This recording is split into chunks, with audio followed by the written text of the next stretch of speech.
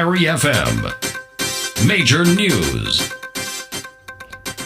The United Workers' Party has filed the relevant responses against an application to strike out of the 5 election petitions. The United Workers' Party filed 5 election petitions in the High Court questioning the legitimacy of the December 18, 2009 general elections. An application was filed by the ruling Dominican Labour Party to strike out these petitions. Today, the United Workers' Party responded to the application. Well, all I can tell you is that the responses have been filed with the High Court as of an hour or so ago, and we have responded to all of the applications to strike out our petitions, and we believe that the court will make its decision, but we are confident that we have responded solidly and that we expect the 5 petitions to go forward into the High Court for a full hearing. Mr. Green, you would know on what basis was the application made to strike out. Can you tell us what are the grounds upon which the government is requesting? You'd have to ask the lawyers for government for that. They're the ones who filed the petition to strike out, so you'd have to ask them on what grounds they sought to strike out. We have responded to the relevant sections that we really need to be responded to, and we're proceeding. Leader of the United Workers' Party, Ron Green, speaking to Alvin Alexander. While Prime Minister Roosevelt Skerrit has announced the next sitting of Parliament for April 29th, the movement to restore democracy is making plan of its own and will hold its next People's Parliament on April 20th. The People's Parliament is an ongoing public forum that facilitates public discussions by a range of voices on national issues. It also performs the important function of serving as a public platform for opposition parliamentarians who are boycotting the House of Assembly to discuss the issues of the day with the Dominican public. The event is expected to commence at 6:30 p.m. at the Salisbury Government School. Prime Minister Roosevelt Skerrit says government is currently holding discussions with its legal advisors to put in place a configuration of Parliament that would allow for the voices of those who were rejected by the representatives to be heard should there be any by-elections, and should the Dominican Labour Party command all 21 constituencies in Parliament. In other news, Health Minister Julius Timothy says there is no crisis at the country's main hospital. There have been claims that there seem to be more and some foot dragging at the Accident and Emergency Department of the Princess Margaret Hospital. I will concede that the system may have been a little slow. The system may have been a little slow. The reaction time may have been a little slow. But when we look at what was put in place, it was well within the normal scheduling time. What it seems is our normal scheduling time is a little slow, and we are in the process of speeding that up. And that is one of the reasons for putting in the 100 nurses. Okay, we have taken the decision to put in 100 nurses so that a lot of people will no longer be on call, but that the service will be there available at the hospital.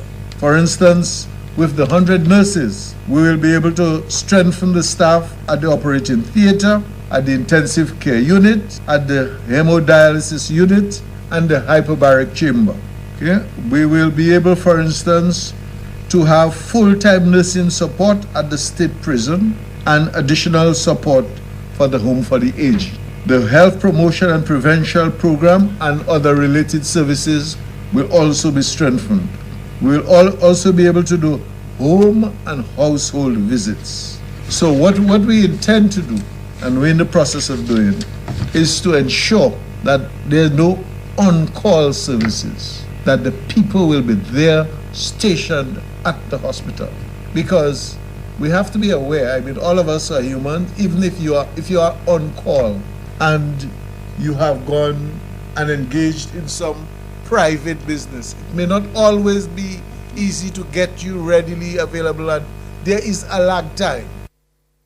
Meantime, Timothy says the hospital should not be blamed for the death of several persons recently. We are aware of the problems. We've heard them on the radio, and I immediately proceeded to get reports on the incidents. We have here 4 people, for instance, We had Grace Joseph, Ernest Winston, Mervyn Regis, and Johnson Joseph. I'll start with the last one, Johnson Joseph.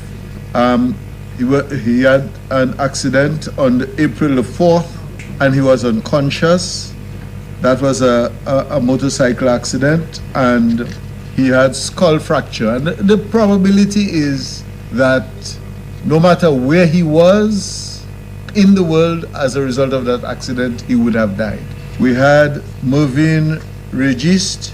Mervyn Regis, that's the one from Fonkole, who reportedly had a blow in his abdomen.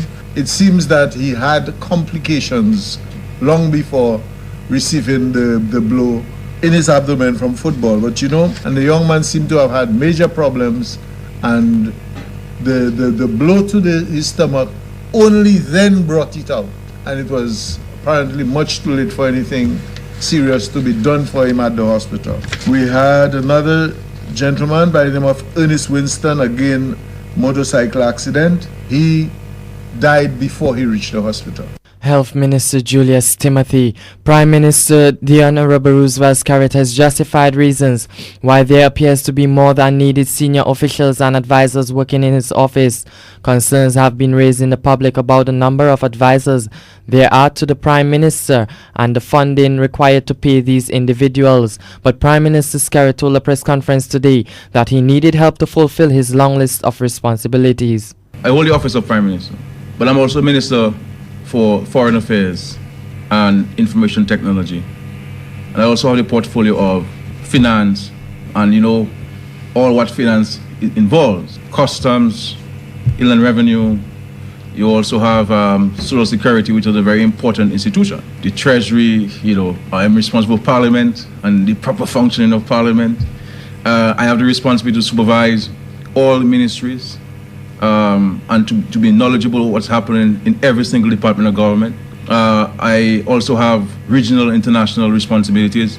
At present, I'm the chairman of the Monetary Council.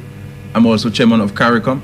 I am on several regional heads of government subcommittees dealing with various matters, whether it's insurance, whether it is the banking sector, whether it is the OECS Economic Union matter. It's a wide range of responsibilities. Plus, I have made myself available and avail myself to meeting with the public.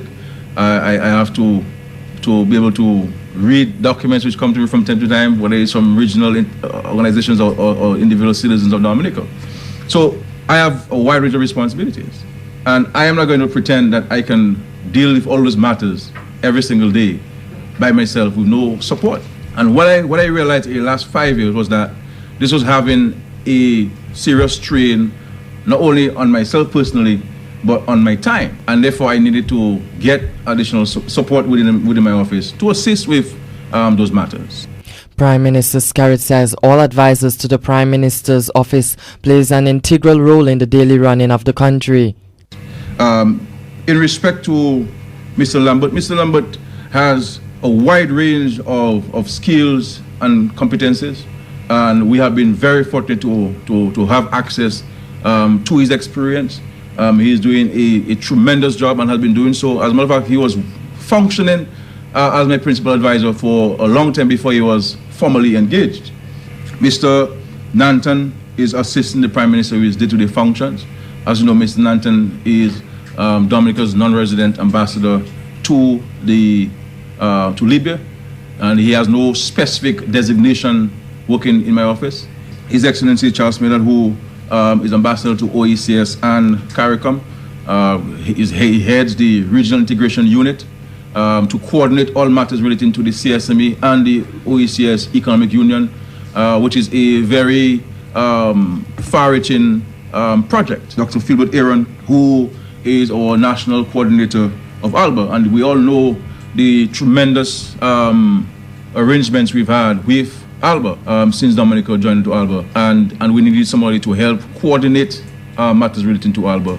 Mr. Mike Jones, who is a media consultant, assists us not only in matters of communication, but also on a number of other areas that the Prime Minister or the Minister of Foreign Affairs would need his services from time to time.